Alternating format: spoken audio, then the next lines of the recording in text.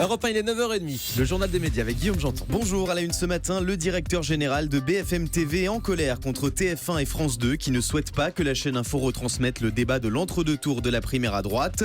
Cyril Hanouna répond aux propos tenus par le président du CSA, Olivier Schramek, hier dans cette émission. Et iTélé condamné à verser 50 000 € à Éric Zemmour pour rupture abusive de contrat. Et on commence avec Hervé Bérou, le directeur général de BFM TV, en colère contre TF1 et France 2 qui ne souhaitent pas que la chaîne Info retransmette le débat de l'entre-deux tours de la primaire à droite. On vous en parlait hier dans cette émission. BFM TV s'est portée candidate pour la retransmission du débat de l'entre-deux tours de la primaire à droite jeudi soir, au même titre que TF1 et France 2. Mais les deux chaînes généralistes ont tranché. La première chaîne Info de France ne fera pas partie des diffuseurs de cet événement très attendu.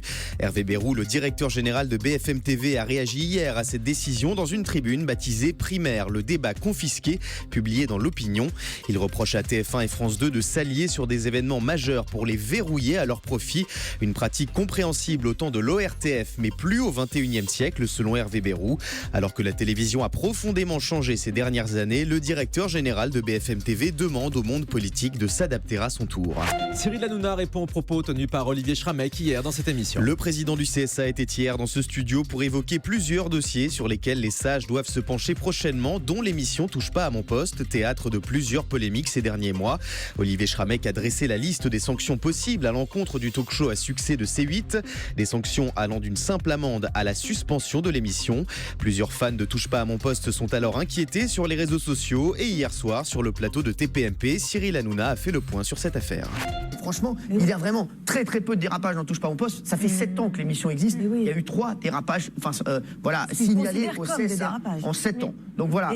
Par contre, on essaie de faire beaucoup de choses, nous, pour les gens. Là, on organise plein de choses. Mais on respecte le CSA. C'est vrai que voilà, c'est comme à l'école. On a un proviseur, on le respecte. Voilà, quand on est convoqué, on respecte par le CSA. On respecte le CSA. Si le CSA veut m'entendre, il n'y a aucun problème. Je me ferai un plaisir vraiment d'aller les voir. Et je serai très heureux de les voir parce qu'il y a plein de gens très bien là-bas, dont le patron, voilà, qui est très bien. Plus lui, il réagit aux plaintes. Et je comprends tout à fait. Mais je vous le dis, aujourd'hui, on ne fait pas l'émission en pensant on va embêter le CSA. C'est pas du tout notre but, sachez-le.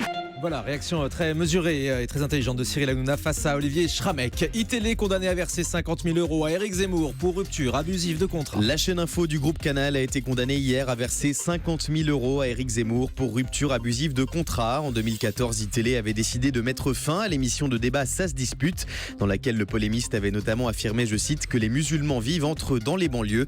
Le TGI de Nanterre a reconnu le manquement contractuel d'iTélé. L'ancienne direction de la chaîne est donc condamnée à payer 50 000 € de dommages et intérêts à la société qui gère les intérêts d'Éric Zemmour.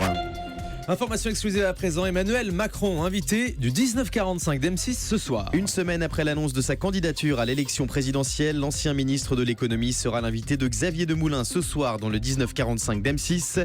Emmanuel Macron qu'on retrouvera également dimanche à 18h40 sur TF1 dans un nouveau numéro de Vie politique avec Gilles Boulot. Paris Première va rediffuser en clair les portraits d'Alain Juppé et de François Fillon dans Une ambition intime. Cette émission d'M6 dans laquelle les politiques se confient à Karine Le Marchand sur leur vie privée fait à nouveau couler beaucoup d'encre depuis hier. François Fillon, qui s'est prêté au jeu, affirme qu'Une ambition intime a incontestablement joué en sa faveur dans les résultats du premier tour de la primaire. Paris Première, l'une des chaînes du groupe M6, a décidé de surfer sur l'actualité en rediffusant ce soir en clair les portraits d'Alain Juppé et François Fillon. Cette soirée sera suivie d'une spéciale de Zemmour et Nolo, toujours autour de la primaire à droite.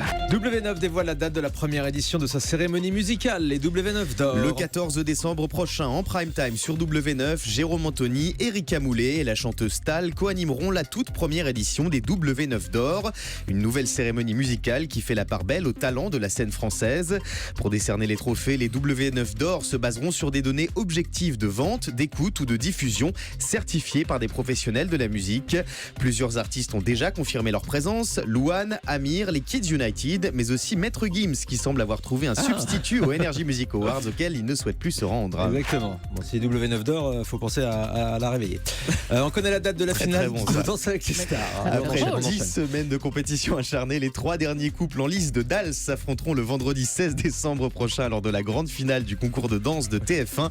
Pour l'occasion, Laurent Ournac et Sandrine Quétier accueilleront une invitée de marque, l'icône de la pop Kylie Minogue.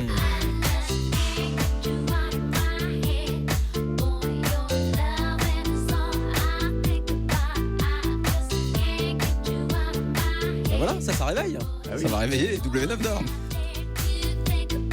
Allez, on va terminer maintenant avec le chiffre du jour. 26, comme les 26 rencontres organisées par France Télévisions dans toute la France pour sonder ses téléspectateurs sur ses programmes. De novembre 2016 à mars 2017, des journalistes et des animateurs du groupe public sillonneront l'Hexagone pour échanger avec les Français sur le contenu des 5 chaînes de France Télé. Merci beaucoup Guillaume Janton.